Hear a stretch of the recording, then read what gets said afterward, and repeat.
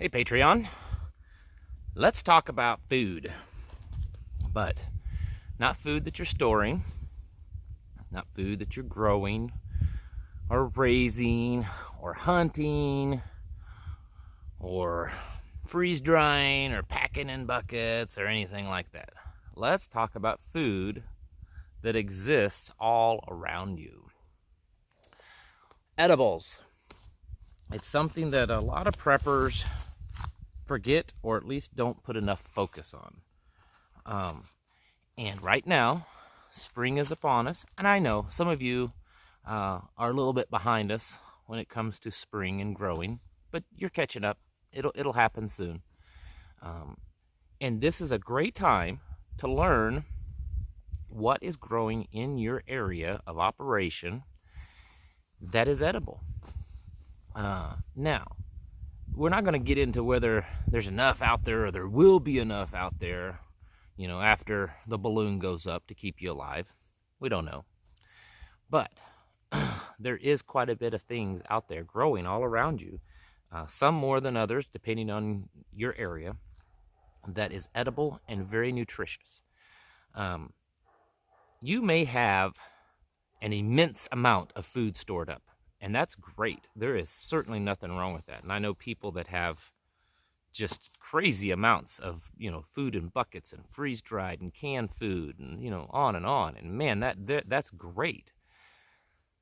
The downside to eating just off of that is that food, after it's stored, no matter how good it's stored, it may be edible and it may keep you alive, but its nutritional value starts to diminish. A lot of the vitamins and minerals and things in it that are, the real healthy part of the food starts to diminish the older it is, even being stored.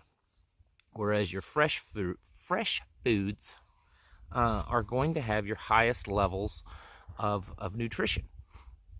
And then your wild foods typically have even higher levels than domesticated, cultivated, like garden type foods. So if you're just going to depend upon eating those freeze-dried foods and your rice and beans and canned stuff, that's great, but it would be good to know what grows around you that's edible so that you can add that in, so that you can get some nutritional value of fresh foods that's growing. Sorry, I've got a bunch of bugs flying around me. Maybe I do need to shower. Anyways, just sitting here, and I wasn't even planning on doing this, so I haven't really looked. I sat down, I'm sitting on a stump, and I'm sitting here, and I find wintercress, which is part of the brassica family. It's kind of sort of like a wild broccoli. Has kind of a little bit of a mustardy spice taste to it. Violets. The leaves and the flowers are edible. These flowers are nice and sweet. You can make jellies and teas and syrups and stuff out of them. The leaves are great in salads. They're really mild. And then we've got dandelion greens, especially when they're young and soft like this, which when they're really good. As they get older in the summer, they start to get a little bitterness to them. But when they're like this, they're as good as any kind of salad that you're gonna find. Yes, you have to be careful because there are things out here that can harm you, that can make you sick, give you a bellyache, and there's some things that can kill you. But it's not as hard as you think. I'm gonna have the little violet. I like those. Nice and little sweetness to them. You can easily get you a wild edible plant identification book. I've talked about them several times on my YouTube channel. I like the Peterson's ones, but there's others out there that can show you a good field guide that are kind of designated for your area of what grows in your area and is it edible. Some things are more edible if they're cooked. Some things you can eat raw. And you need to get to know what they look like at the different stages in their growth, when they're just sprouting, when they're big, when they're in the fall. Maybe it's the seeds. You can eat the seeds too. because different plants, different parts of them are edible. Some plants, all of it's edible. Some plants, only certain parts are edible. But there are so many things out here growing that you can eat, and you need to start getting used to doing that now. Typically, wild foods aren't quite as flavorful in the way that we like to eat, taste foods. And the reason is because most of your cultivated garden plants were once wild, far enough back. And part of what they've done in cultivating and domesticating that plant is not just to make it produce good, but to also make it much more palatable, sweeter, milder, that type of thing.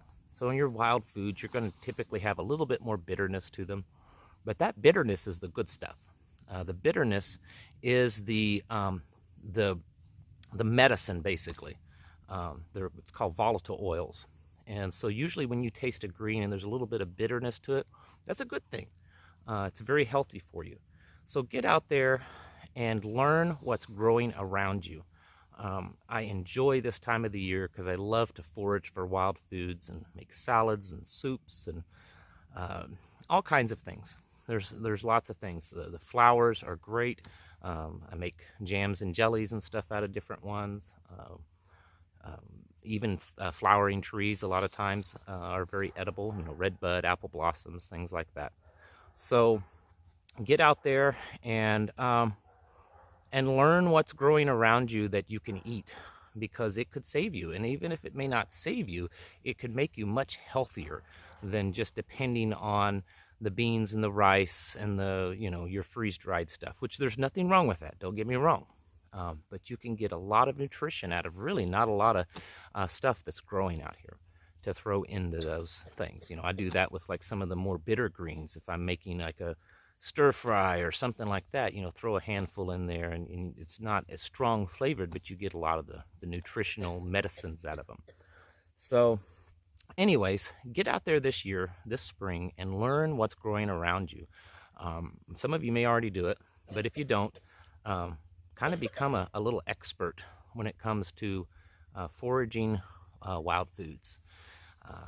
And it's fun and healthy for you, and it'll add to your repertoire of prepping. Thank you all for watching, and I'll catch you all in the next video.